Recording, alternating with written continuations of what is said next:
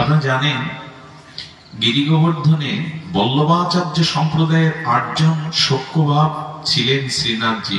তার মধ্যে শ্রীকৃষ্ণ দাসজি অন্যতম ভক্তমালী, খুব অদ্ভুত চরিত্র। তো ভক্তমালী তিনি লিখছেন শ্রীকৃষ্ণ দাসজি তিনি ভগবানকে সবসময় শৃঙ্গার করতে ভালোবাসতেন, সঙ্গীতের দ্বারা, নৃত্যের দ্বারা, তার পোশাকের দ্বারা। একদিন দেখছেন তার গিরিধারীর জন্য ভালো কাপড়ের পোশাক চায়, তো সেই পোশাক কিনবার জন্য উনি কোথায় গেলেন? আগ্রাতে দিল্লি বাজার বলে, ভক্তমালী দিল্লি বাজার শব্দটা আছে, দিল্লি বাজারে গেলেন। কোথায়? গিরিরাজ গোবর্ধন থেকে গেলেন দিল্লি বাজারে, আগ্রাতে। একটা কথা বলি, বাজার করা দেখেও বোঝা যায় আপনি কতখানি ভগবানকে ভক্তি করেন।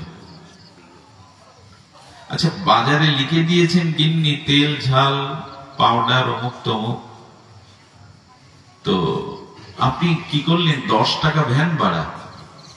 আপনি 10 টাকা দিয়ে একটা মিষ্টি কিনে ওই 1 কিলোমিটার পথ হেঁটে এলেন। লিস্টে কিন্তু রসগোল্লার কথাটা লেখা ছিল না। কিনলো কেন জানেন? হেঁটে এলে কেন জানেন? নাতিটার কথা মনে পড়েছে। নাতিটা বলবে, দাদু কি এনেছ আমার জন্য, চকলেট বা মিষ্টি? এগুলো কি লেখা থাকে ওতে? ডিটারজেন্ট, পাউডার, অমুক তমুক লেখা থাকে। কিন্তু বাজারে গেলে, ভালো কোনো জিনিস কিনতে গেলে সব থেকে মনে পড়বে যাকে আপনি বেশি ভালোবাসেন সে কি পছন্দ করে। বোঝা যায় কথা? এই জন্য যারা ভগবানকে ভালোবাসে তাদের বাজার করা দেখেও বোঝা যায় যে ভগবানের প্রতি অনুরাগ বা ভালোবাসা জন্মেছে। গোপালের জন্য কিছু নিয়ে যায়, রাধা মাধবের জন্য এই ফলটা রাধা মাধব প্রথম উঠেছে, নিয়ে যায়।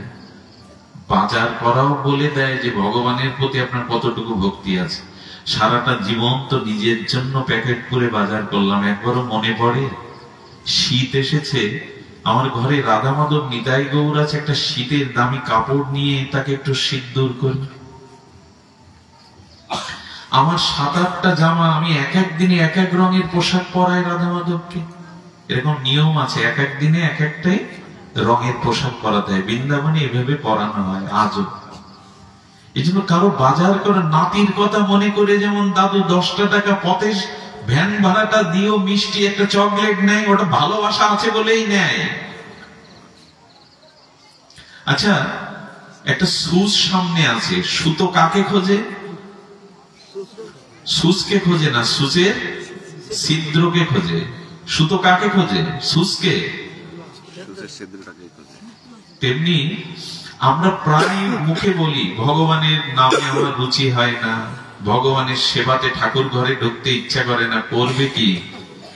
যদি আসক্তি থাকতো, ভগবানের প্রতি ভালোবাসা থাকতো, ওই সুচের ছিদ্রটা যেমন সুতো খুঁজে বেড়ায়, তেমনি সকল কাজের মধ্যে তোমার ভগবানকে স্মরণ হতো যদি ভগবানকে মন দিতে পারতে, ভালোবাসাটা দিতে পারতে। কারণ যার প্রতি যার আসক্তি হয়, বুদ্ধিপূর্বক তার কথা মনে করা পড়ে না, আপনিতেই তার কথা মনে পড়ে।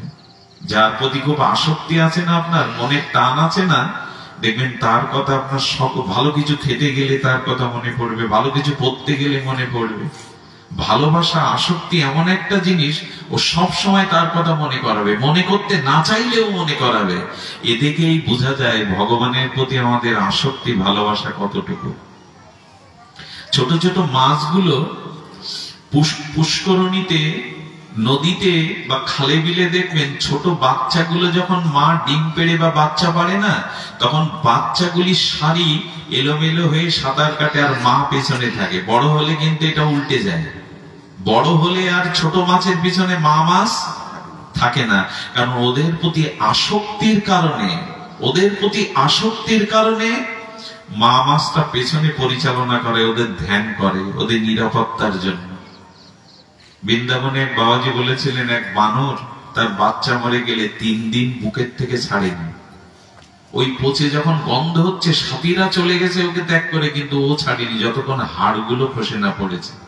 যাকে ভালোবাসা যায় তার মৃত লাশের গন্ধ তার কাছে দুর্গন্ধ মনে হয় না। ভালোবাসলে দেখবেন তার অঙ্গগন্ধে দুর্গন্ধটাও সুগন্ধ হয়ে যায়। বিল্বমঙ্গল ঠাকুরের তাই হলো না, লাশ ধরে পার হয়ে বলছে চিন্তা আমার জন্য ভেলা রেখে দিয়েছে, মরা কষা লাশ তাও গন্ধ নাকে যায়নি। আসক্তি এলে, ভালোবাসা এলে, কারো প্রতি প্রিয়তা এলে তার সবকিছুই ভালো লাগতে শুরু করে। মন জোর করে ওদিকে দিতে হয় না। হরি নামে মন যায় না কেন? হরি কথাতে বেশিক্ষণ ভালো লাগে না কেন? ভগবানকে ভালোবাসেনি তাই। যাকে ভালোবাসা যায়, যার প্রতি প্রবল আসক্তি আছে, মনটাকে তার থেকে টেনেও অন্যখানে নিয়ে যাওয়া যায় না। আরে জগতে একটু ভালোবাসার জন্য মানুষ ধর্ম ছাড়ে, ঘর ছাড়ে, বাবা মা ছেড়ে দেয়, রাস্তায় নামে তার হাত ধরে। এলো ভালোবাসার শক্তি। এই জন্য ভগবানকে ভালোবাসতে পারলে আর জোর করতে হয় না। সূচের ছিদ্র যেমন সুতো খুঁজে বেড়ায়, আপনি সব কাজে ভগবানকে খুঁজবেন। বাজার করতে গেলেও মনে পড়বে ভগবানের জন্য কিছু নিয়ে যায়, গোপালের জন্য কিছু নিয়ে যায়। বাজারেও লক্ষণ বোঝা যায় যে আপনি কতটা ভগবানকে ভালোবেসেছেন। বাজার করাটাও ভক্তি হয় যদি ভগবানের কথা মনে করে কিছু আনা যায়।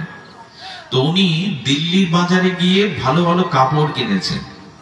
সেই দামি কাপড় কিনে যখন ফিরছেন, খুব অদ্ভুত লীলাটা আমার খুব ভালো লাগে, হৃদয়ে স্পর্শ করে। আসতে গিয়ে দেখে এক নর্তকী পতিতা নৃত্য করছে। বাজারে অনেক সময় নৃত্য করে, টাকা ছড়ে ছড়ে মারে। কি রূপ, কি যৌবন, আর তার নৃত্য অদ্ভুত। শ্রী কৃষ্ণদাসজি ওই লোকের ভিড়ের মধ্যে ওই পতিতার নৃত্য, বাইজির নৃত্য দেখতে শুরু করেছেন। কি বলবো আপনাদের, বাবাজি মহারাজ যদি নৃত্য দেখতে শুরু করে বাইজির, লোক তো কথা বলবে।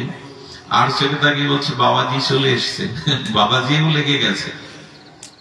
উপহাস করে করুক।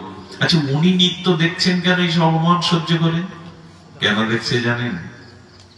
আমার গিরিধারী নৃত্য বড় ভালোবাসে। এমন নৃত্য যদি গিরিধারীকে একটু দেখানো যেত, আমার গিরিধারী বড় খুশি হতো। প্রেমটা কেমন দেখুন, বাজারে নর্তকীর নৃত্য দেখছে পতিতা, তাতেও তার ভগবানের সুখের কথা মনে পড়েছে। মুখে মুখে শুধু বলিয়া ওড়ালে হয়। ভগবানের ভক্তিটার লক্ষণ দেখুন, পতিতাকে দেখছে, লোকটাকে উপহাস করছে। বাবাজি আপনি কেন এখানে দাঁড়িয়ে? আরে যান, এখানে আপনার জায়গা না। বাবাজি নীরবে দাঁড়িয়ে ভাবছে, এই সুন্দর নৃত্য কলা যদি আমার গিরিধারীকে দেখানো যেত। নৃত্য শেষে যখন সবাই টাকা দিয়ে চলে গেছে, ওনার কাছে গিয়ে বলছেন, আমার একজন শেঠ আছে, তাকে একটু নৃত্য দেখাবে, শোনাবে, নৃত্য গীত শোনাবে। বলে আপনার শেঠ টাকা দিতে পারবে তো আমায়? আমি তো টাকা ছাড়া নাচি না। বাইজি তো তখন বলছেন, কত অ্যাডভান্স দিতে হবে বলো? তো বললেন 5 স্বর্ণ মুদ্রা। তখন স্বর্ণ মুদ্রার প্রচলন। 5টা স্বর্ণ মুদ্রা পকেট থেকে বের করে বলছেন, রাখো, আমার শেঠকে তুমি নৃত্য শোনাবে, দেখাবে, চলো আমার সাথে। বললেন, দেখুন আমি যেতে পারি, কিন্তু আপনার শেঠ আমার উপযুক্ত পারিশ্রমিক দেবে তো? আপনার শেঠ বড় লোক তো? কৃষ্ণদাসজি বললেন, আমার শেঠের থেকে ধনী ব্রহ্মাণ্ডে কেউ নেই, আমার শেঠের থেকে বড় লোক আর এই জগতে কেউ। তুমি চলো। বাবাজি যখন গিরিরাজের তটে গোবর্ধনে ওকে আনছে, সবাই থুতু ফেলছে, কেউ কেউ, বাবাকে যারা জানে না। আরে এ কি মতিভ্রম হলো? হ্যাঁ, বাইজি নিয়ে ঢুকছে গিরিরাজে, গিরি গোবর্ধনে, আর কুটিয়ার মধ্যে নিয়ে গিয়ে বলছে, তুমি আরো একটু সুন্দর করে সেজে আসো, সিঙ্গার করে আসো। সুন্দর সিঙ্গার করে আসার পরে বলছেন, আচ্ছা আপনার সেই শেঠ কোথায়? তার সাথে সাক্ষাৎ করিয়ে দিন। মন্দির দুয়ার খুলে গিরিরাজের দিকে তাকিয়ে বলছেন, এই আমার শেঠ। বাইজি তখন বিমুখ হয়ে চলে যাচ্ছে। বলে, দাঁড়াও, যাচ্ছ কোথায়? বলে, আপনার মাথা খারাপ, তা না হলে আমার নাচ আপনি দেখেন আর বাইজিকে ডেকে আনেন। কোথায় শেঠ? ও তো একটা মূর্তি, গোবিন্দ মূর্তি দাঁড়িয়ে আছে, গিরিধারীর মূর্তি। কোথায় আপনার শেঠ? বলেন, আমার শেঠ তো ওই গিরিধারী। তুমি ওকে নৃত্য দেখাও, সঙ্গীত শোনাও। আহা, ভগবানকে ভালোবাসলে কি হয় দেখুন। এক পতিতা বাইজি, তার নৃত্যটা ভালো লেগেছে। এই নৃত্য যদি আমার গিরিধারীকে দেখানো যেত, উনিও আনন্দ পেতেন। আর একজন জজও ঘরে এলে, তার ছোট বাচ্চা যদি বলে তুমি ঘোড়া হও, আমি তোমার পিঠে উঠবো, জজও ঘোড়া হয়। ওই কোটটান পায়রা অবস্থায় ঘোড়া হয়ে নেয়। ভালোবাসার ধর্ম এটা। মুখে শুধু বললে হয় গোবিন্দ রক্ষা করো, গোবিন্দ আমি তোমার। কতটুকু ভালোবাসা তাকে দিয়েছি, সব সুন্দর সব আনন্দ কুড়িয়ে কি তাকে দিয়েছি। তুমি আনন্দ পাও, তুমি সুখ পাও। ভক্তি আর কিছু না, নিজের সুখ জলাঞ্জলি দিয়ে ভগবানকে সুখী করার নামই হলো ভক্তি। আমি সুখ চাই না, আমি কিছু চাই না, তুমি সুখী হও, তুমি আনন্দ পাও, এটাই ভক্তি। তুমি আনন্দ পাও, তোমার সুখ ভিন্ন, আমি কিছু চাই না। আরে সেই চিরচেনা চিরন্তন সেই কথা নারদ বলছে, কৃষ্ণের মাথায় যন্ত্রণা হচ্ছে গোপীরা। বলে যন্ত্রণা যাবে কি করে শুনানি? বলো ভক্তের পায়ের ধুলো মাথায় দিলে যাবে। আরে তোমার আসন পেতে দাও, আঁচল পেতে দাও, যত ধুলা লাগে পা থেকে গোপীগণ কুড়িয়ে কুড়িয়ে ধুলা করে দিয়ে দিচ্ছে।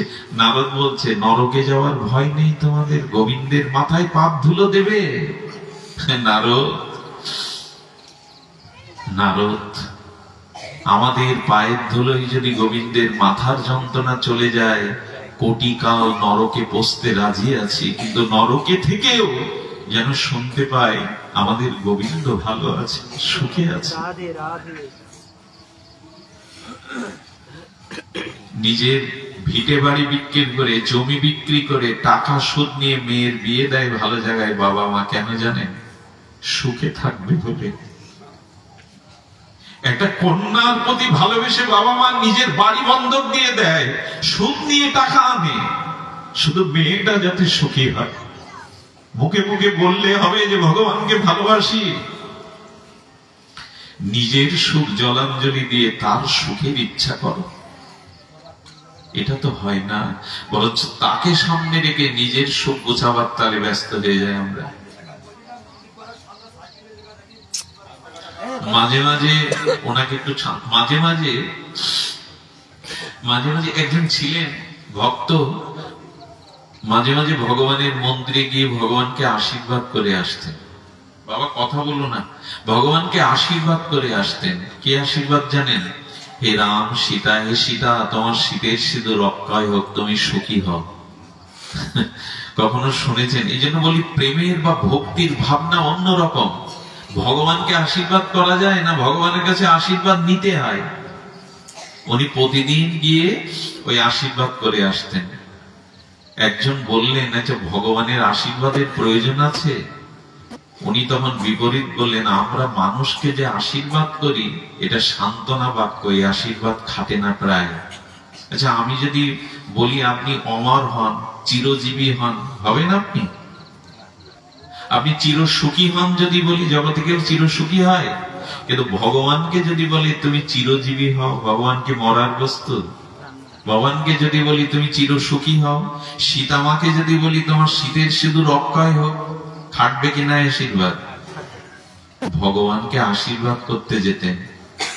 একদিন সীতামা মাথা নত করে ওই যে আশীর্বাদ করতেন, সীতা তোমার শীতের সিঁদুর অক্ষয় হোক। একদিন সীতার চোখে জল পড়ছে, কেন জানেন? ওই মানুষটা ইহকালের লীলা পরিত্যাগ করে নিত্য লীলায় চলে গেছে, তাই সীতা কাঁদছে। প্রভু রামকে বলছেন, আর তো কেউ আমাকে এরকম করে আশীর্বাদ করবে না।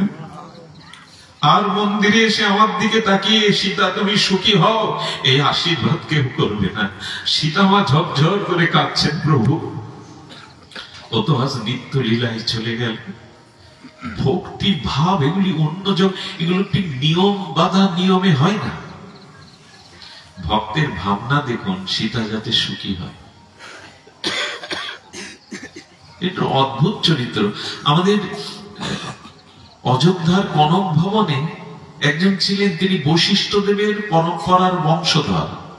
বশিষ্ঠ দেব রামচন্দ্রের গুরু। এই জন্য তিনি কি করতেন জানেন? রাম মন্দিরে গিয়ে কনক ভবনে গিয়ে আগে মালা নিজে পরতেন, সেই মালা প্রসাদী করে রামের গলে পরাতেন। আচ্ছা মন্দির কমিটি এটা মেনে নেবে? মন্দির কমিটি ডেকে বলছেন করেন কি আপনি? আপনি নিজের গলায় মালা দেন, তারপরে রামের গলায় পড়েন, এটা তো মন্দিরের নিয়ম না, বিগ্রহের মালা পরানোর নিয়ম না। বলে বাবা তোমরা কি বুঝবে? আমি রামের গুরু, বশিষ্ঠ দেব আমার পূর্বপুরুষ। রামচন্দ্র বশিষ্ঠ দেবকে গুরুকরণ করেছিলেন, আমি তার গুরু। আগে গুরুর গলায় যাবে প্রসাদী করে, গুরু তবে শিষ্যকে দেবে। বলেন আপনার এসব আবেগ রাখুন, এসব আবেগের কথা শাস্ত্রের পৃষ্ঠায় এসব নেই, শাস্ত্রের পাতায় এসব লেখা নেই। আচ্ছা, আপনি প্রমাণ করাতে পারবেন আপনার গলার মালা গুরু রূপে স্বীকার করে রাম গ্রহণ করে? প্রমাণ দিন, তাহলে মন্দিরে থাকবেন, না হলে আজ থেকে আপনার পূজার দরকার নেই। বলে কাল সকালে এসো সকলে, আমি প্রমাণ দেব। সারা রাত রামকে বলছে, রাম তুমি তো ভগবান, কৃতজ্ঞ, তুমি স্বীকার করো না?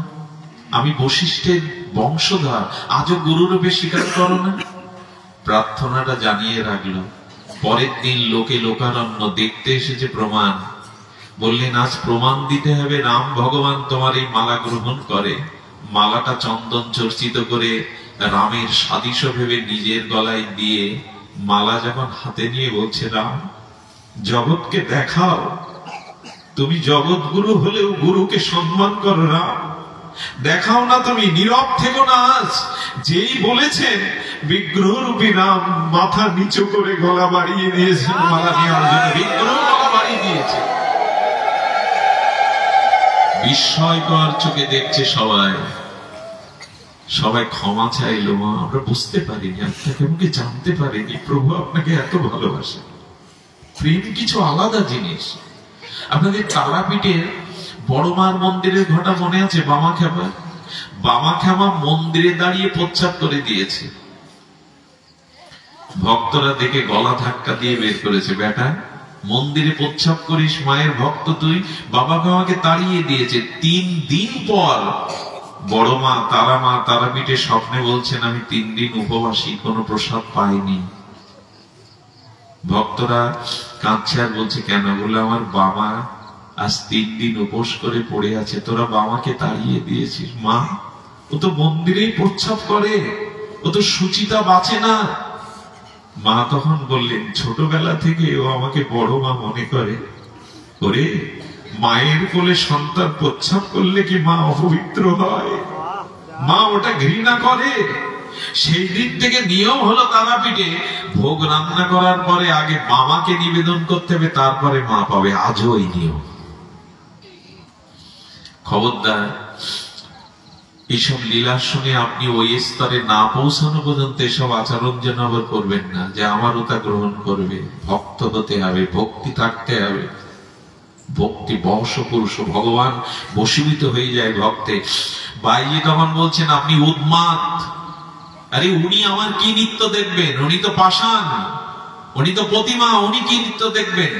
রেগে উঠেছেন, ও তোমার লাস্য হাস্য রূপযৌবন তুমি তাদের দেখাবে যারা তোমার কুদৃষ্টিতে তোমার রূপ দেখে, যৌবন দেখে, চামড়া ঢাকা শরীর দেখে, তুমি তাদের নৃত্য দেখাবে। যাকে নৃত্য দেখালে তুমি তার চরণ পেতে, জীবনের পরম প্রাপ্তি পেতে, তাকে দেখাবে না। ক্রোধ করেছেন, যেই ক্রোধ করেছেন ওনার ক্রোধের তেজে পতিতা ওখানে মূর্ছিত হয়ে পড়ে গেছে। কিন্তু যখন মূর্ছা ভাঙলো, উনি দেখলেন গিরিধারী ত্রিভঙ্গ মুরারি গোবিন্দ হাসছেন আর বলছেন আমি পাথর নই, আমি মূর্তি নই, আমাকে দেখাও, আমাকে নৃত্য শোনাও, আমি পাথর নই। সেই দিন থেকে তিনি আর অন্য কোথাও নাচেননি গিরিধারীর জন্য ছাড়া, মন্দিরে রয়ে গেলেন। তাকে যদি ভালোবাসতেই হয় নিজের সুখ জলাঞ্জলি দিয়ে তাকে সুখ দেওয়ার চেষ্টা করুন। সবরই রাস্তায় চোখে দেখে না, রাস্তায় রাস্তায় বনের ফুল তুলে চাদর বিছিয়ে দিতেন। ও পাগলিনী বুড়িমা, পথে ফুল দিয়ে চাদর করো কেন? বলে আমার রাম আসবে, রামের পায়ে যাতে কাটা না ফোটে, কাকড় না ফোটে, তাই তো ফুল দিয়ে চাদর করে রাখে, আমার রাম আসবে। তোমরা এই পথ ডিঙিয়ে যেও না, এই ফুলের উপরে পা দিও না, আমার রাম আসবে এই পথে। দেখুন তো, ভালোবাসা মুখে বললেই হয়। ভগবানের জন্য কি সুখ ছেড়েছি আমি, কি জলাঞ্জলি দিয়েছি আমি তার সুখের জন্য কি ব্যবস্থা করেছি। সব থেকে ভগবান সুখী হন কখন জানেন? আমি চণ্ডীপুরবাসীকে সাধুবাদ জানাই, বিশেষ করে যারা, আমি নাম নিচ্ছি না, একজনের নাম নেওয়া উচিত না, যারা এই অনুষ্ঠানের আয়োজন করেছেন। ভগবান সব থেকে আনন্দবান কোথায় জানেন? যখন ভক্তকে ডেকে এনে ভক্ত ভগবানের মহিমা কীর্তনের ভাগবত দেয়া হয়, হরিনাম হরিকথার ব্যবস্থা করলে ভগবান অত্যন্ত আনন্দ পান। তিনি আনন্দে দাঁড়িয়ে দাঁড়িয়ে শ্রবণ করেন। বর্তমান চারিদিকের পরিবেশে যদিও সনাতনী হিন্দুর মনে যেটুকু শোক তাপ আছে, আমি বলবো ভজন বাদ দিয়েন না, হরিকথা বাদ দিয়েন না। এটা চলে গেলে আর কিছু থাকবে না। এখন এখানে যে পরিবেশটা একটু কল্পনা করতে পারবেন, কারো মাথায় কোনো সংসারের দুশ্চিন্তা নাই, কারো অন্তরে কোনো কামনা বাসনার লেশ মাত্র প্রবেশ করবার সাধ্য নাই। ভগবান এই জন্য বলছেন, জীবনে মরণে কখনো ভগবানকে ভুলে যেও না। যত প্রতিকূলতা আসুক, যত সমস্যা আসুক, ভগবান ভজনকে কখনো ত্যাগ করো না, ভগবানের মহিমা সংকীর্তনকে কখনো ত্যাগ করো না। যে পরিস্থিতি আসতে পারে, এটা জগৎ, এটা জগৎ, এখানে সুখ দুঃখ হাসি কান্না তরঙ্গ বইছে, এটা আসতে পারে, কিন্তু ভগবানের ভজন ছেড়ে দেব? এই জন্য যারা ভগবানের এই গুণ মহিমা কীর্তনে রত থাকেন, তারা ধন্য। ভগবানকে আনন্দ সব থেকে বেশি প্রসন্ন হন যদি ভক্ত গুণগাথা, ভগবানের গুণগাথা সাধু সঙ্গে মিলিত হয়ে আস্বাদন করা যায়। বলছিলাম যে ভগবানের ভক্তদের বড় বিচিত্র চরিত্র। এই বিচিত্র চরিত্রের আর দুই একটা একটু আস্বাদন পূর্বক আমরা পাঠ বিশ্রাম করব। ভক্ত চরিত্র বড় বিরল এই জন্য যে ভক্ত চরিত্র শ্রবণ করলে আমাদের হৃদয়ে তাদের মতো কিছু অনুভূতি ক্রিয়া করে, কাজ করে। শুনুন, আমরা জানি করমাবাইয়ের কথা, এই লীলাটি আগেও আপনারা শুনেছেন, তবু আবার একটু আস্বাদন করি। করমাবাই, ভক্তমাল গ্রন্থটা একটু ঘরে রাখবেন। একটা কথা তার পূর্বে বলে যায়, সেই কথাটি হলো, আপনার যখন ক্রোধ আসে, রাগ আসে, সেই সর্ব বিনষ্টকারী অগ্নিস্বরূপ ক্রোধ আসে, ক্রোধে আপনি যখন কোনো ঘটনা ঘটিয়ে বসেন, আপনি এই ক্রোধটা বা ঘটনাটা ঘটার পরে কয়েক ঘন্টা, কয়েক দিন, কয়েক মাস পর দেখবেন আপনি বিচার করে বলবেন, এতটা ক্রোধ দেখানো আমার উচিত, ক্রোধের বশে এই কার্যটা করা আমার উচিত হয়নি। পরে আসে কিনা আমাদের সবার মনে? আমার তো আসে, আপনাদের আসে কিনা? আসে কিনা? সবার আসে। ক্রোধটা স্থিমিত হয়ে গেলে, কিছু সময় অতিক্রান্ত হয়ে গেলে দেখবেন সবারই এরকম ভাব হয়, এতটা ক্রোধ করা আমার উচিত, ক্রোধের বশে এটা করা আমার আদৌ উচিত হয়নি। এটা কেন আসে জানেন? এটা কেন আসে? একটা জিনিস যদি নিজের জীবন থেকে একটু বাদ দিতে পারেন, একটা শব্দ, আপনি অনেকখানি প্রতিকূলতা থেকে, অনেকখানি স্খলন থেকে, পতন থেকে উদ্ধার পাবেন। সেই একটা জিনিস হলো আমি। ক্রোধের সাথে যখন আমি যুক্ত করবেন, খুব ধ্যান দিয়ে শুনুন, খুব দার্শনিক কথা। আমি সবার হৃদয়ে পৌঁছানোর মতো তো আমার দক্ষতা নেই, ভজন সাধন নেই, এই জন্য আমি পৌঁছে দিতে পারবো না। তবু আপনার অনুভবই শুনুন, যতদিন আমি শব্দটার সাথে আপনি যুক্ত আছেন, আমি, ততদিন আপনার ক্রোধের বশবর্তী হয়ে আপনি যেসব অনিষ্ট কাজ করে বসেন, ঠিক আমি শব্দটা জীবনে যতদিন আছে আপনার, ততদিন আপনার জীবনে থেকে অনিষ্টতা, বিনষ্টিটা যাবে না। আচ্ছা, ক্রোধ যখন করা হয়, আমাকে বলছিস তুই, এই কথা বলে কিনা? আমাকে চিনিস তুই, আমাকে বলছিস, এই ক্রোধটা যেই আমির সাথে যুক্ত হয়, ক্রোধটা যেই আমির সাথে যুক্ত হয়, তখন ক্রোধ শতগুণ বৃদ্ধি পায়। আমি একজন পাঠক, আমাকে কিনা বলে, পাঠ এখানে বিশ্রাম দাও, আমি। আচ্ছা, আমিটা বাদ দিয়ে শুধু পাঠ রাখুন, কি করে বোঝায় কথাটা? যখনই কোনো বস্তুর সাথে আমি যুক্ত হবে, তখন সেই বস্তুর দ্বারা একটা অনিষ্ট আপনার আসবেই। যতদিন আমি আছে, ততদিন জন্ম মৃত্যু জরাব্যাধি কর্মফল ঘুরাবে না। আচ্ছা, আমি ক্রোধী, আমি লোভী, এই লোভ, ক্রোধ, কাম এর সাথে যখনই আমি যুক্ত তখনই এটা প্রকট হয়ে পড়ে। আমার আছে, আমি ভোগ করবো না তো কে করবে? সবকিছু। আচ্ছা, আমি শব্দটা একটু ব্যাখ্যা করা দরকার। আজ পর্যন্ত কাউকে বলতে শুনেছেন আমি হাত? একটু কথা বলুন। আমি মাথা, এ কথা যদি আমি বলি আমাকে তো পাগল ভাববেন। আমি হাত হয়? আমি পা হয়? হয় না। কিন্তু আমার হাত এটা বলি কিনা? আমার হাত, আমার মস্তক, আমার পা এটা বলি কিনা? কিন্তু আমি হাত, আমি পা বলি কি? তার মানে এই কথার দ্বারা সংকেত দিচ্ছে হাতও আমি না, পাও আমি না, মাথাও আমি না, বুকও আমি না, এগুলো আমার। আমিটা তাহলে কে? হাত আমি না, পা আমি না, শরীর আমি না, আমিটাকে? এই আমির খোঁজ করতে গিয়ে পরমহংসদেব বলেছিলেন আমি হলাম পাকা আমি, আত্মাই হলো আমার আমিত্ব। পাকা আমিটাকে ধরো। আত্মা আছে তাই তোমার সকল কিছুর অস্তিত্ব আছে। আত্মা না থাকলে কোনো কিছুর অস্তিত্ব থাকে না। কালকে মেয়ের বিয়ে, ধনী ধন্যাঢ্য পরিবারের মেয়ে, 20 ভরি ওজনের অলংকার গড়িয়ে এনেছেন, হাতের 2 হাতের বালা। মেয়েটা ভোরবেলা স্ট্রোক হয়ে মারা গেল। ওই গয়নাগুলো কি করবে? ওর হাতে পরাবে? আর পরালেও মানাবে? মা তোর জন্য করেছিলাম, পরে রাখা যাবে? কারণ 2-4 দিন রেখে দিল, হাত পচে গেলে অলংকার মানাবে কি? আমি বলতে চেয়েছি আত্মা না থাকলে কোনো কিছুর অলংকার, কোনো কিছুর অস্তিত্ব থাকে না।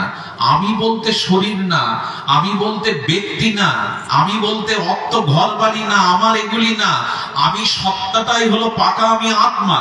এই জন্য আমিটাকে বাদ দে যদি দিতে পারেন কাম, ক্রোধ, লোভ, তখনই আপনার সংযম হবে। আমি যুক্ত করলে, ওই যেমন রাগ করার পরে যখন আপনি ভাবেন কিছুটা সময় চলে গেলে, আমিটাকে যদি বাদ দিয়ে ভাবতে পারেন, জগতে আর কোন অভিশাপ যন্ত্রণা থাকবে না। সব তো ওই জন্যই বললাম আমি পাঠক, আমি বক্তা, আমি জ্ঞানী, আমি ধনী, আমি রাজা, আমি ক্ষমতাবান।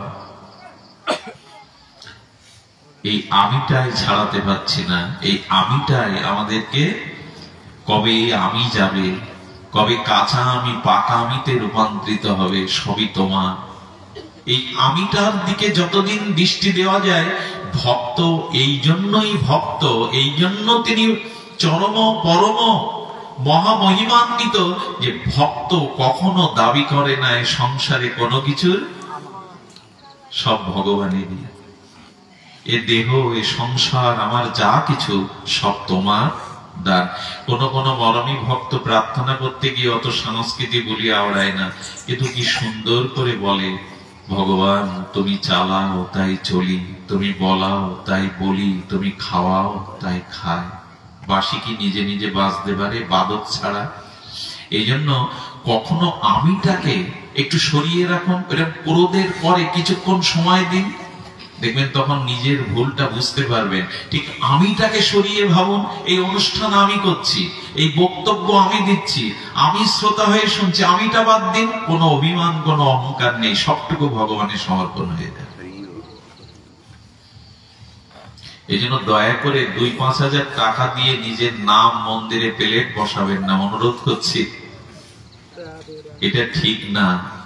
আচ্ছা, বিশ্ব ব্রহ্মাণ্ড যা যিনি রচনা করলেন ভগবান, তিনি কোথাও সাইনবোর্ডে নিজের নাম দিয়েছেন? আর একটা যন্ত্রণা হয়েছে, ওই 5 হাজার টাকা দিয়ে প্লেট বসাতে গিয়ে দেখবেন ওখানে ওম লেখা থাকে। কারো নাম হরি, কারো নাম গোপাল। ওতে যদি আপনার পা পড়ে, এটা দায়ভার কে নেবে?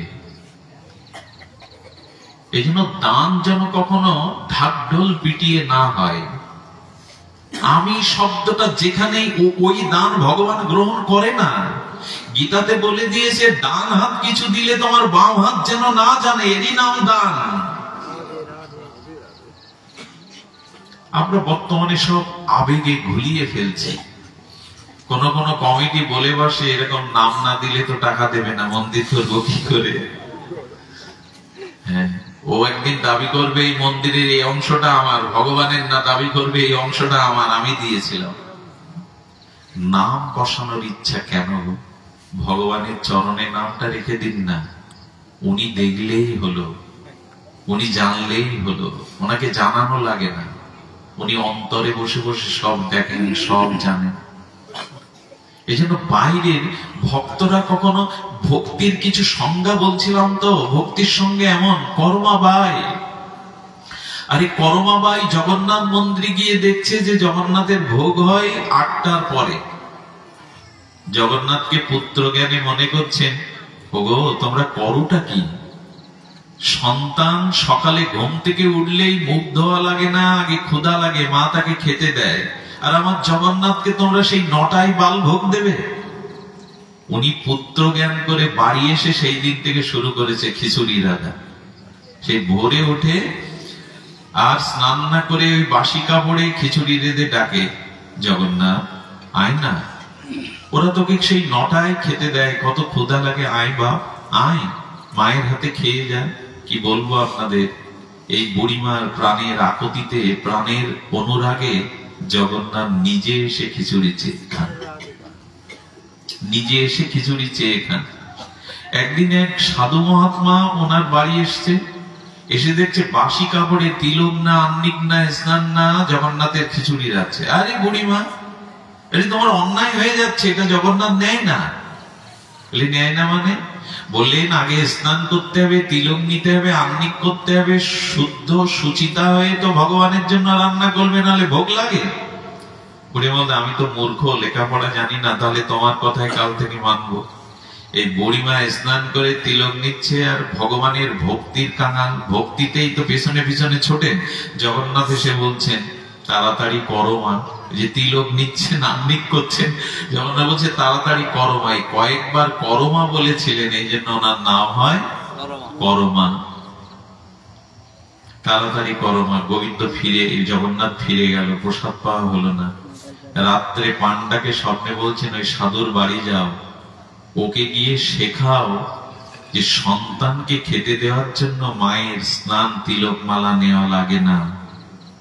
ও আমার মা পুত্র জ্ঞানে ভালোবাসে, ওর কাছে এই নিয়ম নিয়ম না, সাধুকে ভালো বুঝিয়ে এসো।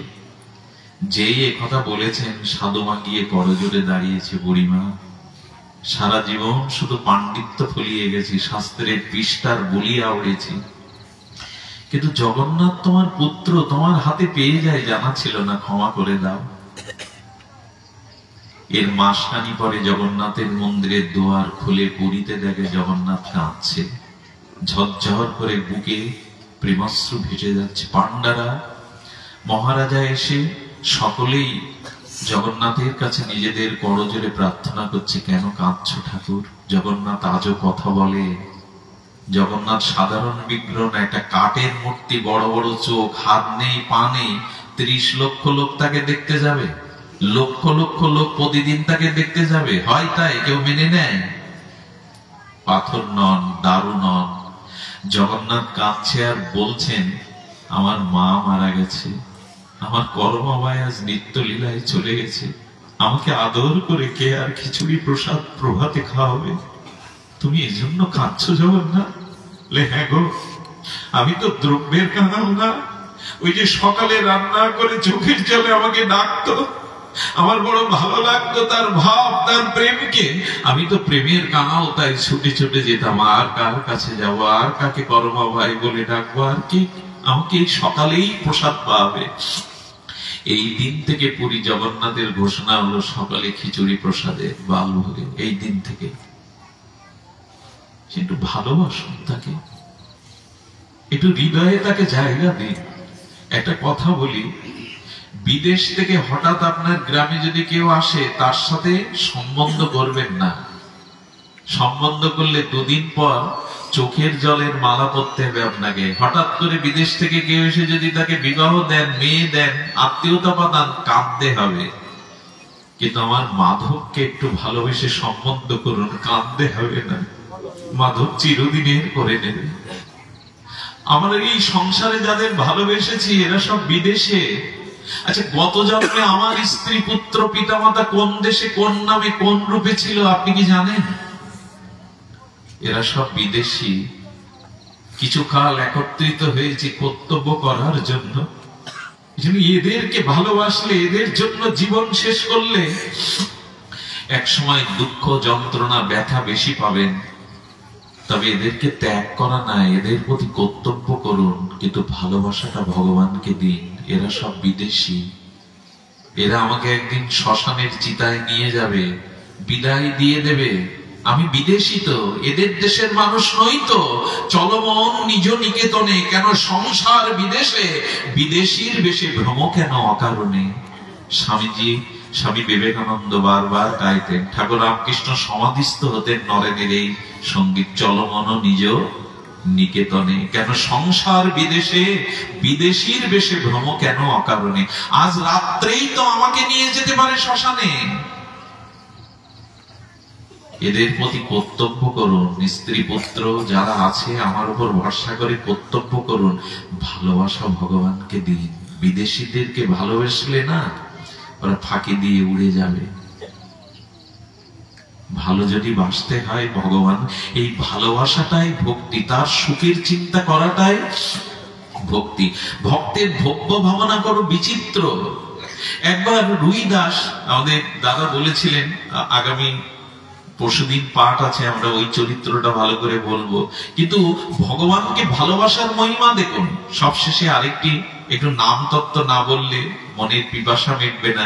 এক বুড়িমা উত্তর ভারতে ঘুটেকে কি বলে ধনঞ্জয়? বৃন্দাবনে কান্ডা। ব্রজবলিতে আমরা যাকে গোবরের ঘুটে বলি, ওরা বলে কান্ডা। এবং বৃন্দাবনে কাঠ দিয়ে কাউকে পোড়ায় না, ওই যে গোবরের কান্ডা ঘুটে দিয়ে ঘি ঢেলে দিয়ে পোড়ায়। কেন জানেন? কারণ এই জন্য ঘুটিগুলো পুড়ে ব্রজের ধুলির সাথে মিশে যায়, কয়লা হয় না, অন্য কিছু হয় না। ওদের অনুভব হলো, যদি বৃন্দাবনে রাধারানীর চরণঙ্কিত ধুলা এই শরীরের অবশেষ মিশে যায়, রাধারানী আমাকে চরণে দেবে, রাধারানী আমাকে ফেলবে না। এই জন্য ওরা কান্ডা দিয়ে পোড়ায়। ওই দেশে দেখবেন সব ওই কান্দার ব্যবহার, ওরা কাদা করে রাখে। তো বুড়িমা ওই কান্ডা দিতেন, আর হরে কৃষ্ণ কৃষ্ণ কৃষ্ণ হরে হরে, ওই গোবর নেবে, হাতে নেবে, কান্ডা দেবে, নাম আর নাম তুলবে, নাম বাজারে বেচতে যাবে নাম। বুড়িমা শুকিয়ে গাদা করে রেখেছে। পাশের এক মহিলা তার চুরি বিদ্যায় পারদর্শী, সে ওই বুড়িমার সমস্ত ঘুটেগুলো নিয়ে নিজের ঘুটের স্তূপে রেখে দিয়েছে। আচ্ছা, ঘুটে যদি আর এক ঘুটের সাথে মিশে যায়, বোঝা যাবে এটা আপনার, এটা আমার। সকালে উঠে দেখে বুড়িমা আমার কান্ডা একটাও নেই, ওর স্তূপে রেখে দিয়েছে। পঞ্চায়েত ডেকেছে, গ্রামবাসীকে ডেকেছে, আমি তো ওইগুলো বিক্রি করে রাধা মাধবের সেবা করি, সংসার চালাই, আপনারা বিচার করুন।